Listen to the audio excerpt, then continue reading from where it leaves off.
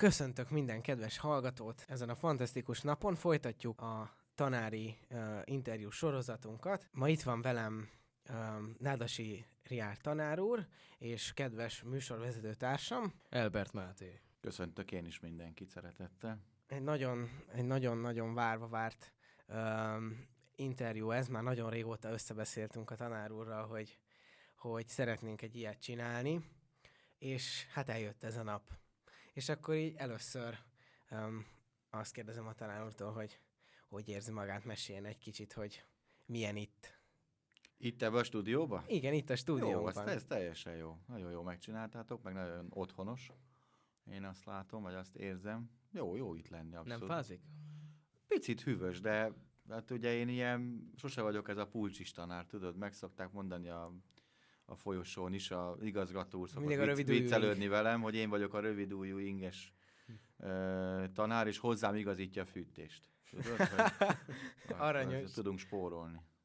Igen, a tanár úrnak a rövidújú ing az a védjegyévé vált. Ezt meg lehet ismerni róla. Mindig is így öltözködött egyébként? Vagy? Igen, de ez nem tudatos, tudod, ez olyan, hogy ezen szoktunk ugye nevetni, hát most idehozom ugye a kockás inges problémát, de hogy vagyunk így 3-4 férfi tanárok a tantestületben, akiknek ugye az outfit az mondjuk 10-ből 9 a kockásink, tudod? Tehát... Fel tudjuk sorolni? Mondjuk Tóth Balázs tanár úr nagyjából neki sok ilyen mindig van, ilyen van, akkor talán Marics tanár úrnak is igen. Nagyjából mindig kockás inge van. Én már Moharoson is láttam. Moharos tanár úr, én is. Molnár Ferenc tanár úr is általában kockás ingezik. Éliás Tamás. Ő is van sok. Igen. Akkor több mint 4. Igen. Lőrinc Tamás tanár meg azért inkább pulcsizni szokott, ő annyira szerintem. De ezt itt le kell szögezni, hogy ez szerintem mindannyiunk esetében praktikum. Tehát bemegyünk a boltba, és hogyha megnézed, hogy a rád illő ing, és nem azt nézed, hogy most kockás, nekem tudatosan kockás kell, hanem hogy az akciós, vagy nem tudom, mit tudod. És akkor megtetszik. A feleség azt mondja, hogy jól áll. Hát az a másik szempont a praktikumban, hogy hát sokszor a hölgyek döntenek, és ez neked ez áll jól, és akkor ez lett ebből 3, és akkor 1 évre meg vagyunk, tudod. Régen a smoking volt az alapviselet, még a pár száz évvel ezelőtt, most meg a zakó, most meg a kockás ing. Igen. Hát most igen, ez inges történet. Na, ha már így visszatekintettünk az időbe, akkor induljunk el így igazából az elejéről, hogy tanár úr, meséljen egy kicsit nekünk a gyerekkoráról és a gyerekkori élményeiről. És be kell menni mélyen a pszichológiába, mi? Tőzsgyökeres fehérvári vagyok. Itt is született Fehérváron? Itt születtem, így van, meg a 2 fiam is, úgyhogy remélem ez ilyen erős kötődés lesz hosszú távon itt Fehérvárhoz. És hát ha családi életet kell mondani, nekem testvérem például nincs, és a szüleim 4 éves koromban elváltak. Aztán hát ugye édesanyám nevelt fel, úgy nézett ki, hogy egy hosszú távra, de lett egy nevelőapám. És aztán így egészültünk ki ugye családdá. És jó volt a kapcsolat, vagy kijöttek? Abszolút, persze, hogy a nevelőapámmal is nyilván. Igen, na, mert az igen. nagyon fontos. Igen. És az édesapjával még utána is tartotta a kapcsolatot? Tartottuk a kapcsolatot, aztán ott volt egy filmszakadás, tehát ott ugye nagyobb az óvodás koromban volt ugye ez a nagy törés, és nekem a kiskamasz koromban került elő apám, emlékeimben is, meg úgy való életben is, tehát egyszer csak teljesen őszintén mondom, van egy ilyen emlékképem, hogy a kis panel lakásunkban valaki becsöngetett. És most nyilván egy gyerekfejjel összemosodnak az emlékek, tehát hogy azt mondom, hogy én apámmal akkor találkoztam. Egyszer csak jött, egy másik nálam idősebb fiúval karöltve, bekopogott, hogy tél volt, hogy menjünk szánkozni. Jó, hát menjünk. Persze. Anyám mondta, persze menjél szánkozni. Nem azt mondom, nem mutatta be, hogy ez az apád, tehát az így nincs meg, hogy így tök ismeretlen ember lenne. De hogy így apámmal, nyilván idősebb fejjel, ott kerültem én kapcsolatba, és aztán ugye neki lett egy másik családja. És hozzájuk így kamaszkoromban, ilyen, mint ahogy ti vagytok körülbelül, nagyon sokat mentem. Volt, amikor havonta többször, hétvégén, ott is aludtam. Ugye neki lettek szintén nevelt fiai, tehát nevelt gyermekei, és velük nagyon jó kapcsolatba kerültem például, meg az ő második feleségével is, akit bátran mondhatom, hogy ilyen pótnagyim volt tulajdonképpen, vagy ilyen harmadik nagymamám, tehát, hogy nagyon szeretett, elfogadott, és tehát akkor tulajdonképpen féltestvéreit vannak a tanár úrnak? Hát, és ilyen értelemben igen, de értsd jól, akkor ezt most úgy mondom, ugye ez nem tudom, ez nem derült akkor így ki, hogy ez édesapámnak is ők nevelt gyerekei voltak, tehát nem a saját gyerekei lettek, hanem ő is már egy újonnan jött ember abban a családban. Ja, értem. Tehát értem. őnek is ott, azok is nevelt gyermekei voltak, és akkor itt, tehát mi nekünk nincs vérségi kapcsolatunk egymással, annál inkább ilyen szellemi kapcsolat. Például az idősebb férfi, hát most már férfi korról beszélünk, a Bérma keresztapám például. Na, de akkor, ahogy látom, nem hagyott negatív lenyomatot annyira az életében. Nem. Hát nyilván, mivel a pszichológia iránt mindig is érdeklődtem, tehát ez az elvárt szülők gyereke, egyke gyerek című kombináció, ez bizergálta a fantáziámat, hogy ez milyen mintákat hozhatok, és a felmenőimből milyen személyiségjegyeket hozok, és azt én, hogy kamatoztatom, vagy mivel fordítom a saját életembe, tehát ez mindig is érdekel. De ilyen szempontból egy nagyon jó és kiegyensúlyozott gyerekkorom volt, tehát hogyha konkrétan ezt kérdezed, akkor ez rendben van. Na hát akkor szőjük össze ezt a kettőt. Talán meséljen egy kicsit az iskoláiról, és ugye most már többször is említette itt a pszichológiát. Ezt egyébként ezt valamilyen szinten így tanulmányba is öltötte, vagy hogy foglalkozik ezzel hivatás szinten is? Ez egy kontár dolog. Tehát én ugye az órákon nektek rendszeresen hintek ilyen életbölcsességeket, meg pszichológiai olyan nagyon szakbarbárnak tűnő összefüggéseket, meg hivatkozok ugye szakértőkre, vagy pszichológusokra, meg most olvastam egy felmérést, azt mondták, hogy ugye, tehát hogy ezeket így természetesen olvasom, követem, meg nagyon érdekel.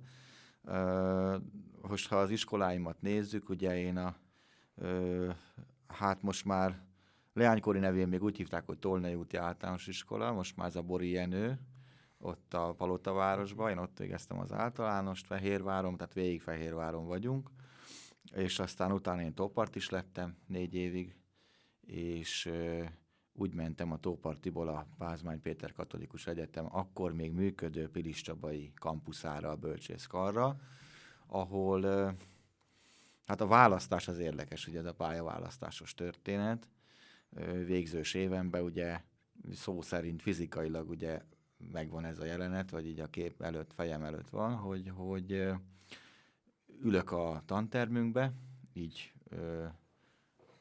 hát talán ilyen április környéke volt, tehát még az érettségi előtt. És akkor, hogy persze már február 15 volt, akkor is ugye a határidő le volt adva, hogy első helyen történelem alapszakos bölcsész, így hívták egyébként a 3 éves diploma után a képzést, vagy a bizonyítványt, és ez volt az első helyen, és második helyen volt a pszichológia.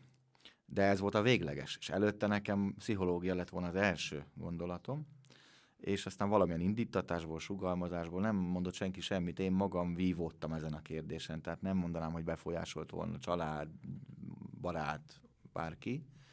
Azt mondtam, hogy megcserélem, mert mondom, ezen az áprilisi délutánon, ott a Tópartiban, mikor már mindenki elment, délután beültem a katedrára, a másik oldalra, és megpróbáltam ezt elképzelni, hogy ez működőképes-e, vagy nem. Igen, hogy én ezt én fogom-e szeretni, vagy nem. Hogy én ezt el tudom képzelni, hogy igen, hatást akarok elérni, hatással akarok lenni a jövő generációra, át akarok adni valamit, akkor még nem tudtam, hogy mit, hát mi volt nekem akkor még. És hogy ez nekem, ez való, ez nekem működik, ez hosszú távra el tudom képzelni. Nem vagyok egy ilyen, mit tudom én, pillangó ilyen szempontból, hogy most akkor kipróbálom ezt, aztán majd azt meg ezért, hanem úgy hosszú távra szeretek tervezni.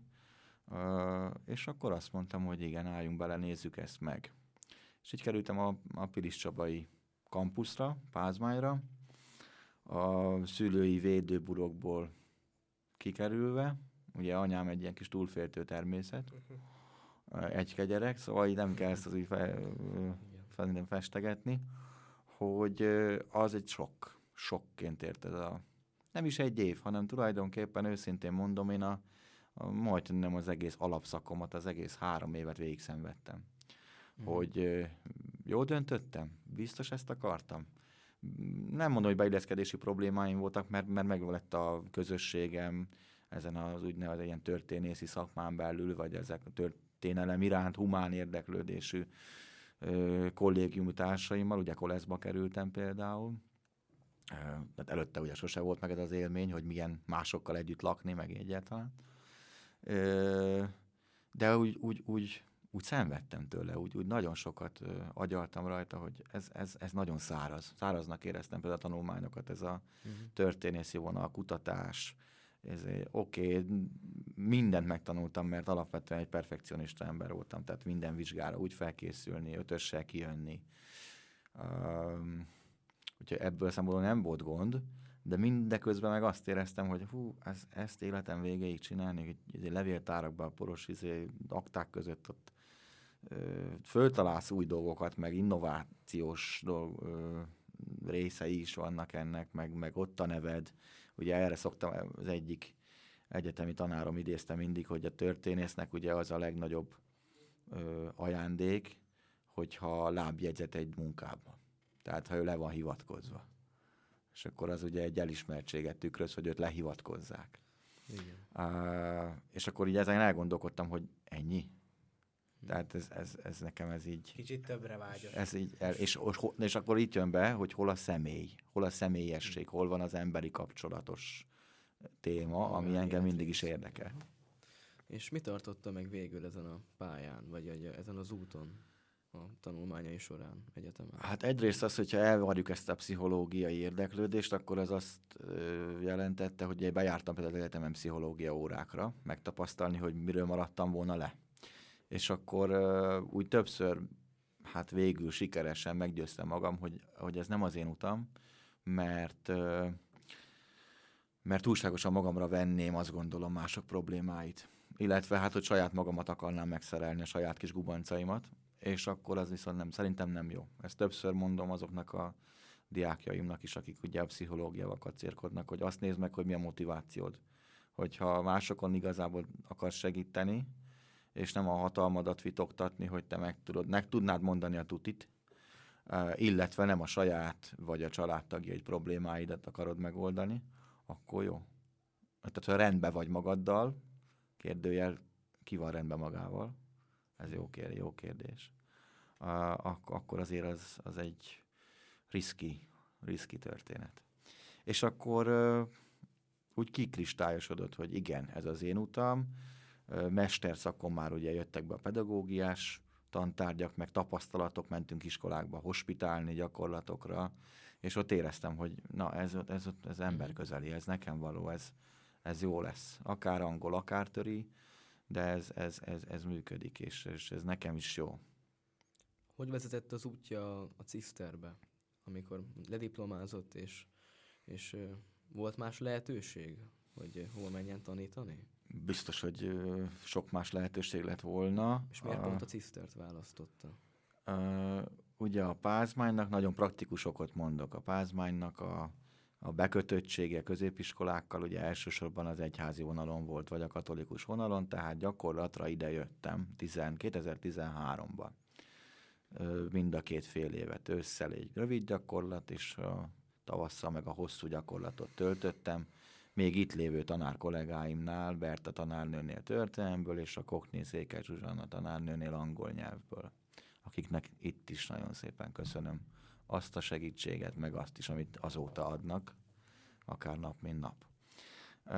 Lehetett volna máshova is mennem, meg hát amikor ugye így gyakorlaton voltam, akkor még ugye egyáltalán nem volt biztos, hogy ide tudok kerülni véglegesen, tehát nyilván be kellett adnom más iskolákba is a jelentkezésemet, de hát aztán Orosz Ágoston igazgató úr azt mondta az év zárás közepette, hogy hát van lehetőségem itt maradni, itt folytatni, és most már igazi kollégaként, nem csak gyakornokként itt lenni.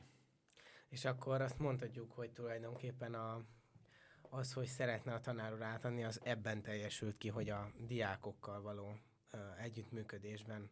Tehát hogy nem csak hogy a tudást megszerezni, hanem hogy ilyen szinten ott lenni a diákok a diákok életében, és átadni, tehát hogy ez volt a cél, ez volt, amit úgy igazán szeretett volna a tanár úr.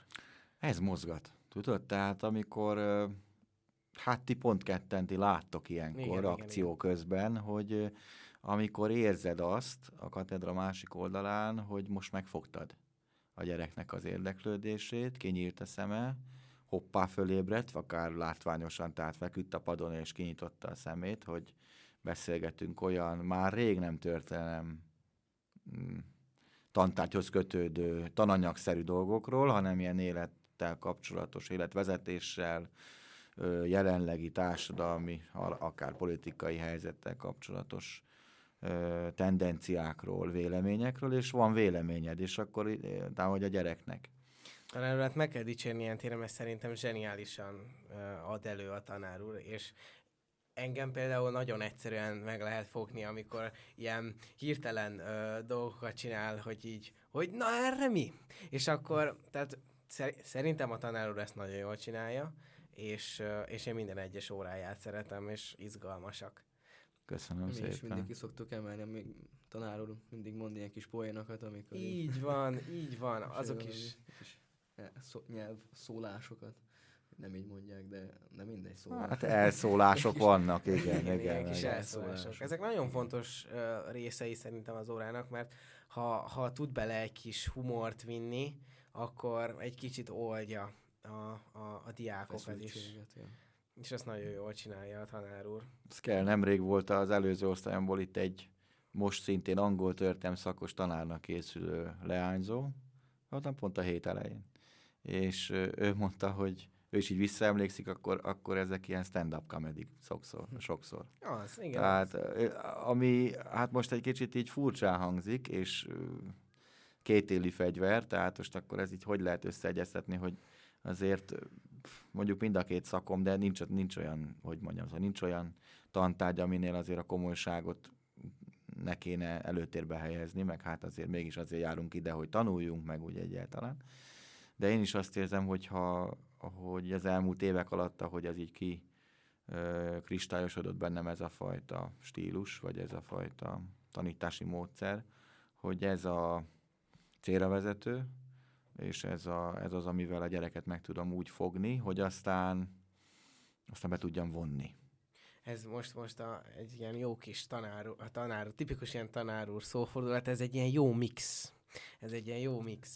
Na tanár úr, hogyha már így beszélgettünk így az iskoláról, meg most már tudjuk, hogy nagy a szeretet a pszichológia és az átadás művészete iránt, de beszéljünk akkor kicsit arról, hogy meséljen esetleg a hobbiairól, tanár úr, vagy hogy mi az, ami még mozgatja, nem iskolán belül, vagy nem ilyen szakmai dolog, hanem inkább ilyen, amit így a saját idejébe szeret csinálni. Most borzasztó profán leszek, amióta van 2 fiam, azóta a családom a hobbim. Tehát tulajdonképpen... És szép hobbi. Az biztos, ez így is van. És szabad kérdezni, mennyi idősek most? Hát a nagyfiam éppen kedden lett 6 éves, és a picike pedig 2,5. Igen, úgyhogy éppen ma van az, amikor a kicsit beíratjuk az oviba, és ugyanabban a csoportban fognak egy évig járni. Úgyhogy vannak ilyen kihívások a óvónők számára is, de hogy úgy egyáltalán... Rossz csontok? Úgy van. Tehát vicces, nem vicces, de teljesen reális, hogy az itt ledolgozott napi 7-8-9 órám után, most ezt nem azt mondom tanóra, hanem ugye nyilván itt töltöm úgy nagyjából 3-4-ig az időt, valamivel, és akkor utána következik a második műszak otthon. Tehát ez körülbelül ilyen, hogy azért ha lehetne, akkor az utolsó bőrömet is lenyúznák még rólam otthon. Szóval tudom így is megfogalmazni, de tudom persze szavatosan is elmondani, hogy óriási élmény, és ténylegesen nagyon jó velük együtt játszani, meg azt figyelni, hogy az ő kis értelmük hogyan nyílik ki a világra, az érdeklődésük. Hát a nagyfiam most már nem, hát ezt majd megtapasztaljátok, ha lesz gyereketek, de hogy amikor azt látod, hogy megpróbálod, és már talán látod is, hogy milyen lesz ő majd kamasznak, vagy felnőttnek, látod az arcvonásait, látod a személyiségét kibontakozni, és akkor így nagyjából be tudod lőni, hogy ebből a gyerekből mi lesz. Érdekes a szófordulat, azt mondja talán, hogy nagyfiam. Hát alig 6 éves, de már nagyfiam. Hát ugye, a kicsihez ki az képest, idősebb? a kicsihez Igen, képest, és a kicsi meg mind az árnyék követi. Tudod, ez a másik szófordulat most már hónapok óta, hogy így nyilván ők szimbiózisban léteznek, még a fürdés is együtt megy, hogy így mindenbe A másolja. két srác összetart. Mindenbe másolja, összetartóak, van civakodás természetesen, és nekünk a szülőknek ilyenkor fő az agyunk rendesen, de Ó, és a tanárnak csak 2 fia van, mi 3-an vagyunk testvérek. Na, és az milyen? Te melyik középső vagy? Nem, én vagyok a legidősebb, és 2 húgom van. Aha. Na hát egy vasárnapi ebédre üljön be egyszer hozzánk. Ott azért el tud harapózni a dolog. Ugye nekem is elváltak a szüleim, és ugye mi vagyunk 3 édes testvérek, és nevelőapukámnak van még egy fia. Aha. És akkor így összesen 4-en vagyunk, és azért az úgy ott úgy minden, ha összecsapódik, akkor tudnak jó kis zajos. Ez családi házas környezet, nem? Így van, így az van. élettered azért megvan. Az megvan, bár mondjuk amikor már 4-en vagyunk, akkor már kicsit nehezebb a dolog, de amikor így összekerülni, akkor az tud aranyos lenni. De azért a bátyusnak van respektje is, gondolom. Van respektem, viszont én vagyok az érdeklődési körnek a célpontja. Tehát mindenkinek én kellek a többiek közül. A kisebbik húgomnak is én kellek, mert én vagyok a nagybátyus, hogy na még gyere, még csináljunk ezt, azt, meg hát most nem tudok sajnos máshogy fogalmazni, én belül nem így érzem, de ugye a mostohajcsémnek is én vagyok a favorit, mert hát ugye fiú testvér, hát mi más, és én kellek, szóval én ilyen szempontból keresztűzben vagyok. Aha. De én is nagyon szeretem. Egyébként láttam már a tanár urat így a fiaival itt a suliban, talán még amikor a sokhűhós próbák voltak, és egyébként tényleg olyan, mint egy ilyen fordított pánsíp, hogy elől megy a nagyobbik fia a tanár úrnak, mögötte a kisebbik, és leghátul meg tanár úr így megy utánuk. Felügyeli, hogy mit csinálnak a kicsik. Látványosan megöregszem olyankor, igen. Igen, a tekintetében rengeteg minden olvasható.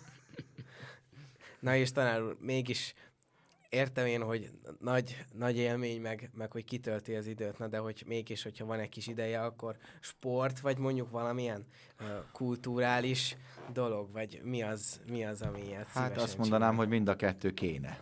Tehát, hogy ha lenne idő, című mondat, angol órán, ugye, akkor fociznék biztos. De szokott is járni focizni. Hát most már mondanám azt, hogy régen. Tehát az a baj, hogy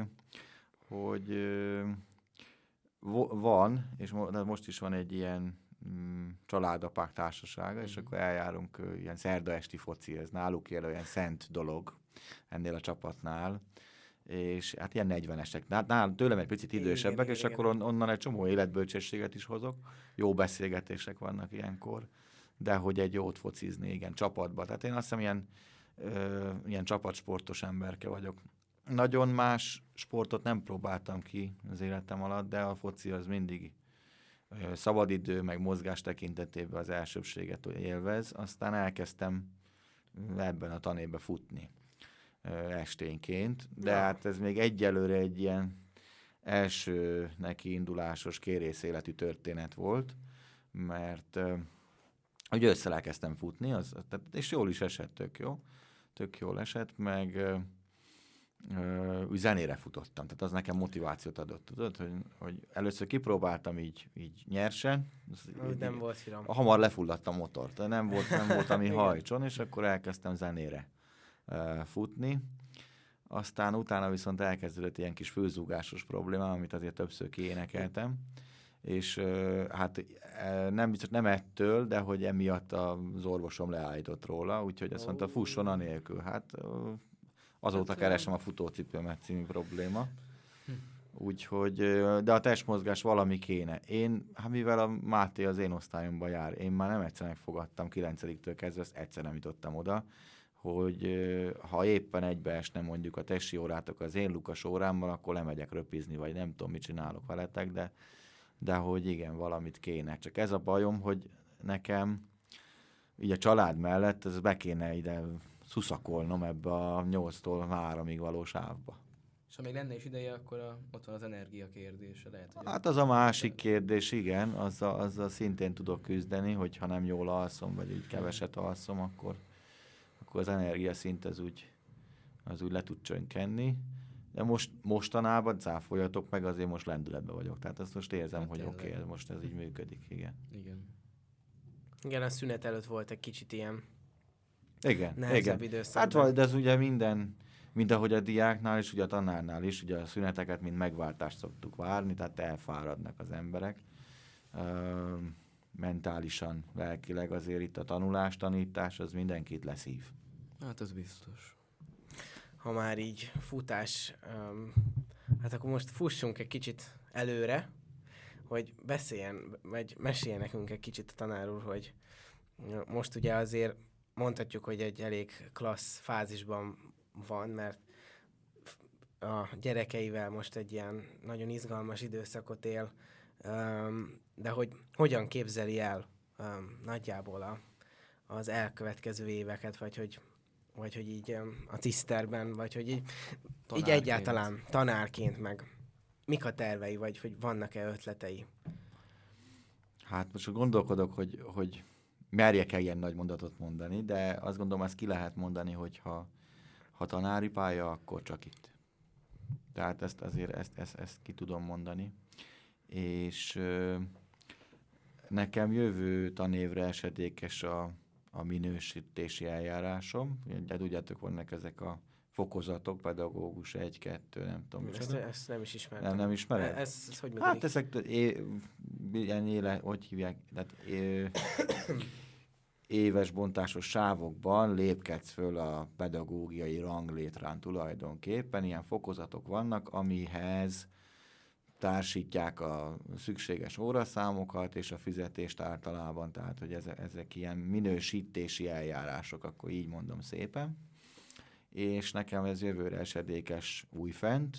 Ugye az úgy kell, hogy egy átlag tanár ugye gyakornokként kezdi, aztán egy-két év után van a pedagógus 1 című fokozat, aztán 2, aztán pedig a vége egy mestertanár vagy kutatótanár, ilyen lehetőségek vannak. Ahhoz hány évet kell tanítani? Hát most jó, azt pont vág ki, mert ezt nem tudom. Tehát ezt a Tóth Balástól kéne megkérdezni. Ő képben van, ő már mestertanár. Na. Vagy a Moharos tanár úr, ő is nagyon vágja ezt a témát. És nekem ez a pedagógus 2, az éveim alapján én most oda léphetek föl.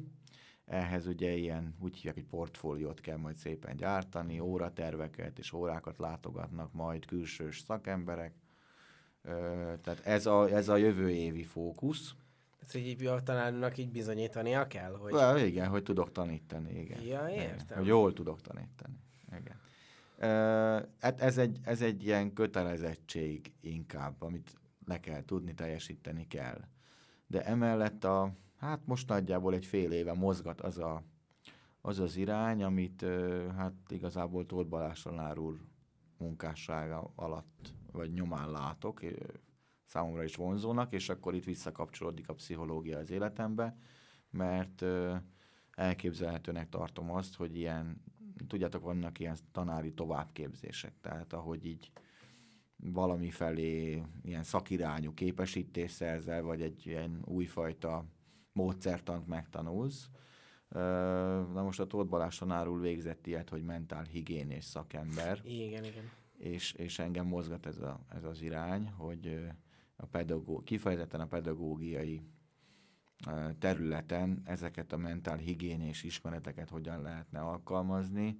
Lefordítom gyorsan gyakorlatra, tehát mondjuk mit kezdjünk azzal mondjuk ki számos szorongásos, depressziós, pánikbetegségbe szenvedő diákkal, akár itt a Cisztercibe is, akikhez hát jó lenne szakszerűen hozzányúlni.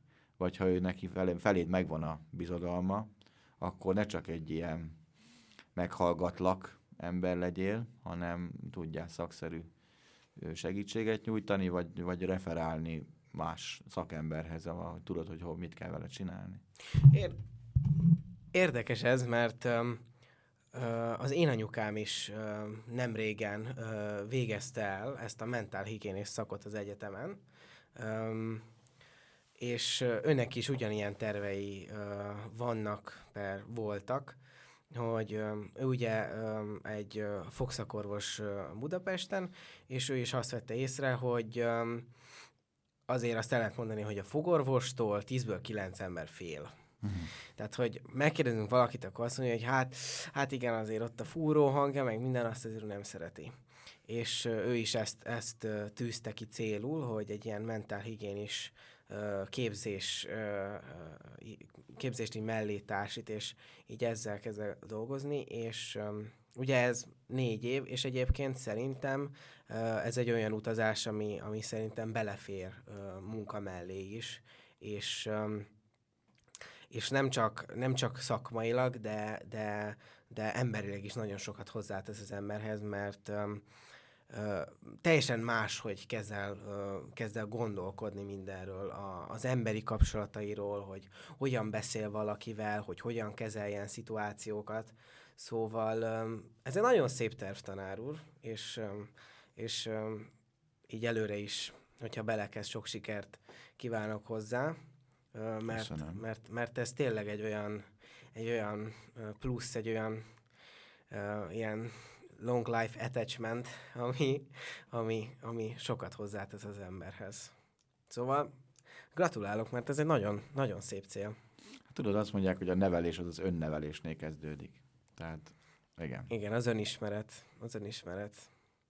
Tanár úr, nagyjából lejárt az időnk, de még egy záró gondolatot esetleg tudnánk így fogalmazni, ugye? Bölcs tanács.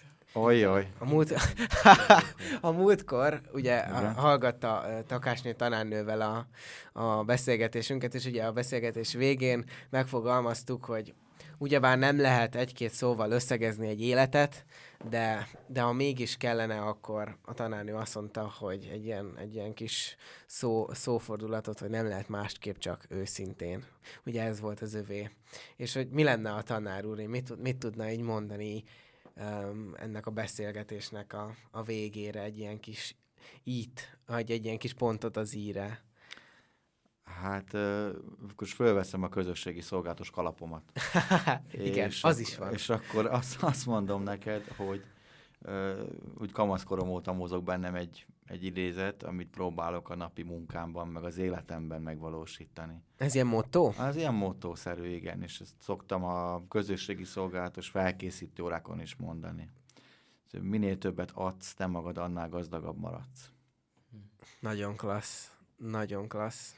Tanár úr, köszönjük szépen, és köszönjük szépen, hogy részesei lehetünk a pályafutásának, mert én azt gondolom, hogy nagyon értékes tanár itt iskolánkban, és zseniálisan tanítja a történelmet, és nagyon fog vérezni a szívem, mert hát nekem már szó szerint meg vannak számlálva a napjaim. De azért még az 56-os tablókiállítást nézzük. De azt még megnézzük, segít, a nagyikát is elhozom, megnézzük. Szóval tanár úr, köszönjük. Hát ez igen, neked ez a hajrá. Igen, ez a hajrá. Igen. De még ilyenekre szakítok időt, mert ezek olyan értékes pillanatok, hogy nem érdemes kimaradni. Köszönjük szépen, tanár úr, és hallgatóinknak pedig további szép napot. Szervusztok, viszont hallásra.